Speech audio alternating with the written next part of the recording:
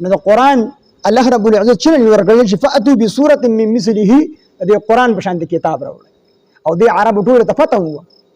ټول براتله د نبی علیه الصلاۃ والسلام قرآن به اوریدو ابو جهل احنس بن ابن شریق او ابو سفیان دا درې واړه براتلو د نبی علیه الصلاۃ والسلام به په مونځ کې تلاوت کو هغه به اوریدو د یو بل په پټه باندې راتلل چې سحر به شو واپس پلاړو یو شپه د درې واړو یو بل سره ملاقات وشو د یو بل نه پټېدل خو ملاقات وشو نو یو بل نه تاسو کو سره راغلی نو هغه ټول دا خبره وکړه چې موږ د حضرت نبی علیه الصلاۃ والسلام قرآن او نو یو بل په دې خبره باندې ملامت کو چې موږ خلق د نبی علیه الصلاۃ والسلام نه منکو نو کو خلکو ته دا پته ولګي د عربو خلکو ته نو ټول په نبی علیه الصلاۃ والسلام باندې ایمان وروړي یو بل سره قسمونه وخوړل چې آینده لپاره یو کس نبی علیه الصلاۃ والسلام قرآن اوریدو لپاره نه راځي نو په دوی مشبه ار یو دا سوچ کو چې دا بل بنی تلې زبلل شم یوازې د نبی علیه السلام قرآن نه مزه واخلم او راځم بیا نو هر یو دا سوچ کړی چې دا بل بنی تلې زبلل شم او دوی مې چې دا دواړه بنی تلې زبلل شم او بل یو چې دا نور دواړه بنی تلې زبلل شم بیا اتفاقا درې وړ راغل دي نبی علیه السلام قرآن وړي چې سحر شو یو بل مخه بیا ورغل ورته دا څنګه تاسو بیګه هم قسمونه خوړلي هغه یو ورته چې ما قسم خوړل ته هم قسم خوړلې وکړه نو ته ولې راتلې نو پاک کزه باندې بیا قسمونه خوړل آینده لپاره بیا د نبی علیه السلام قرآن اوریدو لپاره نه راځو نو په درې ورځ باندې بیا مجبور شو ولې قرآن کې کوم سر او کوم مزه الله پاک جهو اخدا نو دغه ناشنا مزه ده او زوایم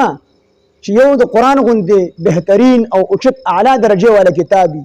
او یو د رسول الله صلی الله علیه وسلم غوندې پیغمبر په خپل مبارکه جبه دغه تلاوت کوي چې دغه بل څنګه مزه چې موږ د یو خپل کای आवाज وورو هغه د سړي زړه چې کوم دې تار تار کوي نو چې د نبی علیه السلام په خپل جواب باندې د قرآن تلاوت کوي چې دغه وسوره مزه نو په درې مشو باندې بیا رالو نو بیا چې کوم دی یو بل تک سمونو کړ چې بیا باندې راځو درې شپې رالو بیا باندې راځو چې سحر شو احنس بن شریق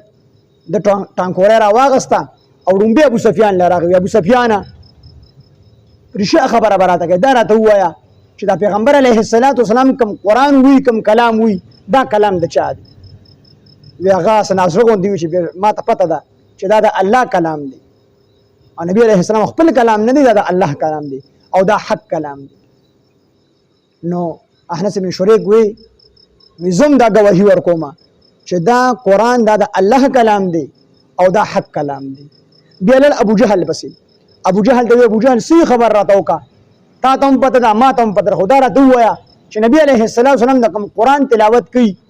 دا د خپل جوړ کړی شوی کلام دی او کنه د الله کلام دی وی هغه وی چې دا د الله کلام دی ما ته پته ده خو تا ته هم پته ده ټولو خلکو ته پته ده چې زمونږ او د عبد مناف د دې دواړو د مخکې نه دواړه په ضد کې را روان دي عبد مناف هغې سخاوت شروع کړو په سخاوت کې زمونږ نه وړاندې لاړل مونږ کوشش وکړو هغې ته خو په سخاوت کې ځان ورسو هغې مشري واغسته نو مونږ چې کوم دی کوشش وکړو په مشره کې مو هغې ته ځان چې کوم دی ورسو هغوی نور ډېر کارونه وکړل نو د هغې سره زمونږ د وخت نه چې کوم دی ضد را روان دی چې کوم کار کوي نو مونږ د هغې مقابله کوو هغې ته خپل ځان رسو نو اوس پکې عبد مناف کې نبی علیه السلام راغی د نبوت دعوه یې وکړه وی ښه راته پته ده چې د الله پیغمبر دی او ښه راته پته ده په ده باندې چې کوم قرآن نازل دی دا د الله کلام دی دا ما ته پته ده خو په نور دنیایي څیزونو کې خو سره ما مقابله وکړله نو دا خو د آسماني څیز دی الله د طرف نه ورکړه ده الله په خپله پیغمبر جوړ کړی دی نو دې کې خو زما اختیار نشته چې زه په خپل قوم کې څوک پیغمبر جوړ کړم نو صرف دوره کوشش وکوم چې د الله د پیغمبر رانه ترقي ونکړي د دې وجې د قرآن نه انکار کوم او د نبی علیه السلام نه انکار کوم کنه ما ته ښه پته چې د الله پیغمبر د قرآن بد باندې نازل صرف د ضد او د عناد د وجې نو هغه ټولو خلکو ته چې کوم دی دا پته وه چې دا د الله کلام دی او دا د الله قرآن دی او چا چې قرآن د انصاف په غوږونو باندې اورېدل الله ورته هدایت نصیب کړلی چا چې قرآن د انصاف په سترګو باندې لیدل دی الله پاک ورته هدایت نصیب کړلی حضرت عمر رضی الله عنه څه وی د عمر خر به ایمان راوړي حضرت عمر به ایمان رانه خو چې کله په خور پسې ورنن وته د سوره طه تلاوت یې واورېدو زړه چې کوم دی بدل شو ورته وی ایمان راوړم راغی د نبی علیه السلام مجلس کې کېناست الله پیغمبر ما ته کریمو ایمان راوړم ایمان ته نزل شو نو دا داسې کتاب دی چې د کفارو ته پته و چې دا حق کتاب دی او صرف د ضد او د عناد د وجې به دي چې کوم دی انکار کوي